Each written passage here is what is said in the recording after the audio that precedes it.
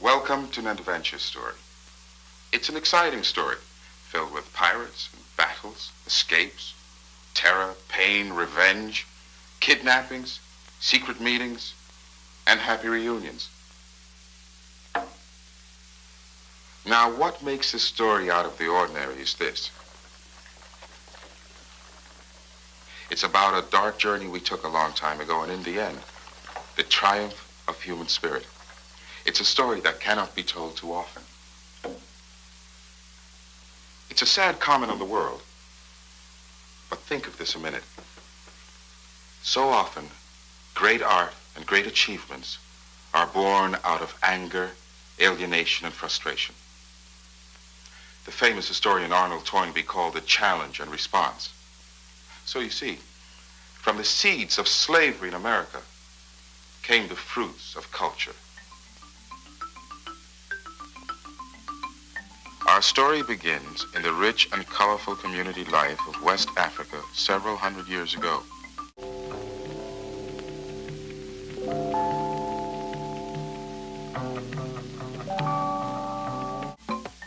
In the 15th and 16th centuries, the Yorubas of West Africa were among the most culturally advanced peoples on the continent. Batik was one of the earliest practice arts. Woven cloth came from Mali to the north, and decorative jewelry was finely worked in brass, silver, and gold.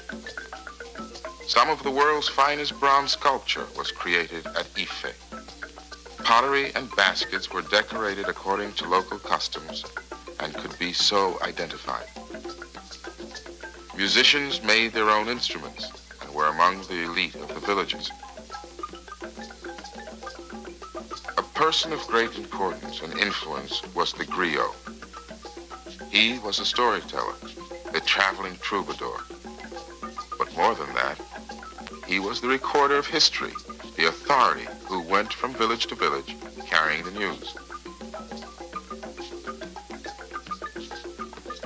Here, at this Yoruba wedding ceremony, he passes on his stories, and the people, for emphasis, repeat the principal facts.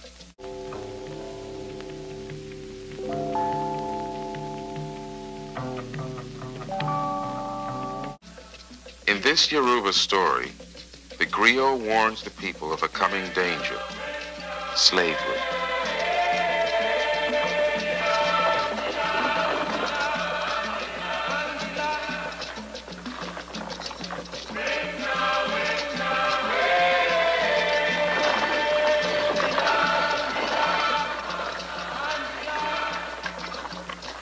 Torn from their families, taken from their homes,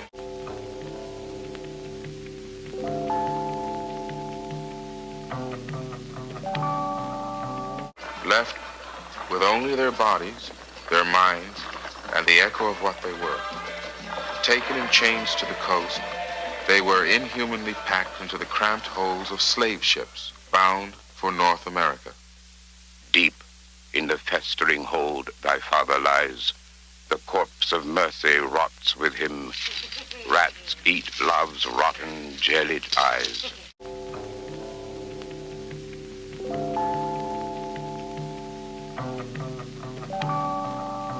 But oh, the living look at you, with human eyes whose suffering accuses you, whose hatred reaches through the thrill of dark to strike you like a leper's claw. You cannot stare that hatred down, or chain the fear that stalks the watchers and breathes on you its fetid, scorching breath. Cannot kill the deep, immortal human wish, the timeless will. Voyage through death to life on these shores. And so, the enslaved people of many West African cultures were put to working in the land.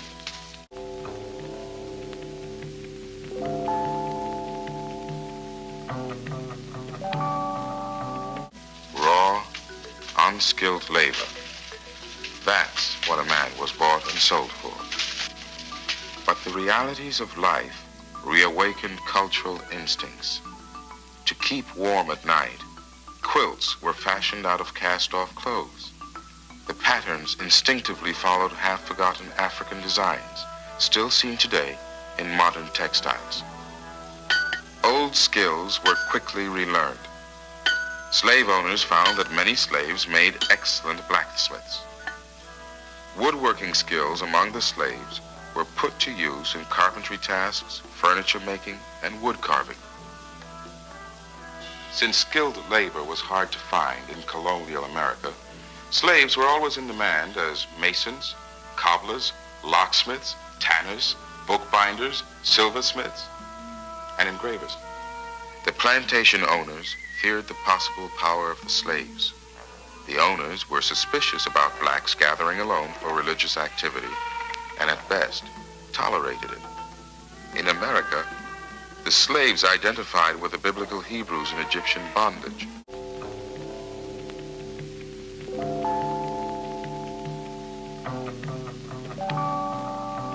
They had overheard those stories in white Sunday schools and sermons, and they adapted the tales to their own situation. Even in the face of danger, they gathered to hear them retold and rearranged in their own African manner, creating a distinctive oral literature. The group leader naturally was the storyteller, the griot. So the Lord, he talked to Moses.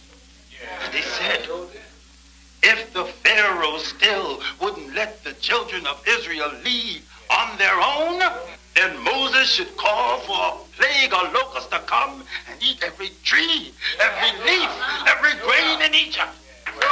And that's just what Moses did. Oh, he stretched forth the hand, and he raised his staff, and he called for a great east wind, and it blew all night, it blew all morning, and it brought the locust, and the locust covered the face of the land of Egypt. And the land was dark, and the locust ate the trees, it ate the fruit, it ate the cotton, it ate the cane, and it ate every single green living thing in the whole land of Egypt. Amen.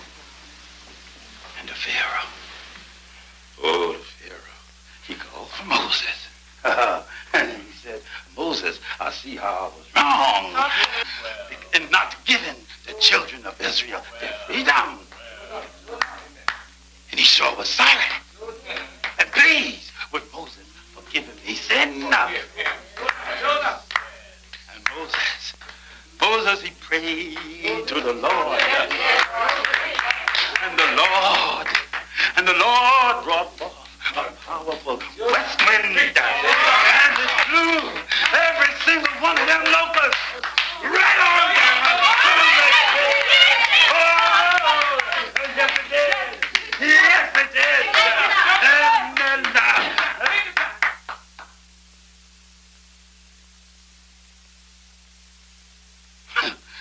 but the Pharaoh, mean Pharaoh, the Lord, he hardened his heart. And he still wouldn't let the children of Israel go. Slaves were not only forbidden to gather, but laws were passed against the teaching of reading and writing. Therefore, weddings such as this one relied on the oral tradition. The word-of-mouth tradition and its powers of communication were more and more vested in the preacher, the griot. How many do you say there are? About 30, maybe more. Armed? Are they armed? It's hard to tell. It's dark. But they got torches. What damage? Burned the Morris barn. Scattered the horses. Where is Morris? Took his wife and went to Mill Creek. What we gonna do? You tell that preacher I want to have a talk with him. I'm going to put the fear of God into him. You think that's gonna do any good? We're going to have quiet darkies or dead ones. I'll get the preacher.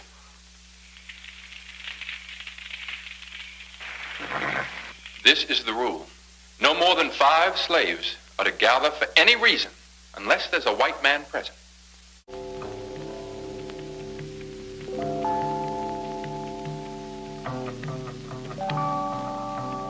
Now that means no church meeting, and it means no preaching. This is your only warning. If we catch you together, we'll sell the men and ship the women and children down the river. Do you understand me, preacher? Now you tell your people.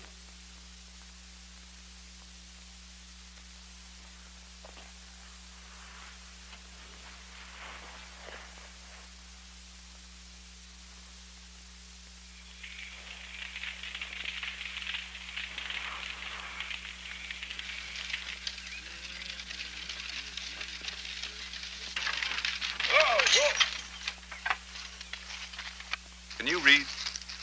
You want to be free? Yeah. You want to get to the north? I got something for you. By the late 1840s, people against slavery from the north were secretly visiting the south.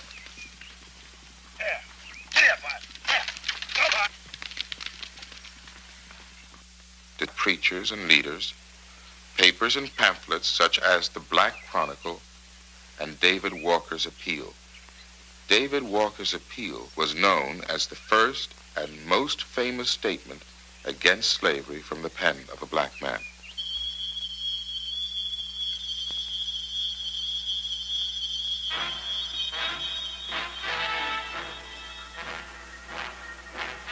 Runs, falls, rises, stumbles on from darkness into darkness, and the darkness thicketed with shapes of terror, and the hunters pursuing, and the hounds pursuing, and the night cold, and the night long, and the river to cross, and the jack-my-lanterns beckoning, Runagate, Runagate, Runagate, rise and go, or fare you well.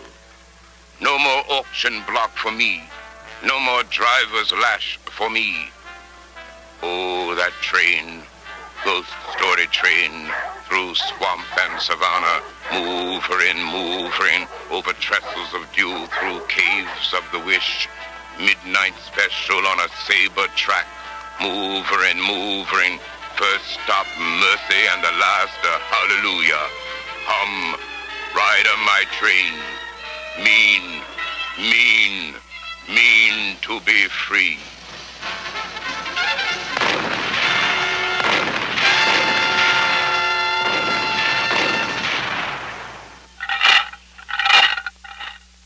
And after the Holocaust, there was a freedom, on paper at least.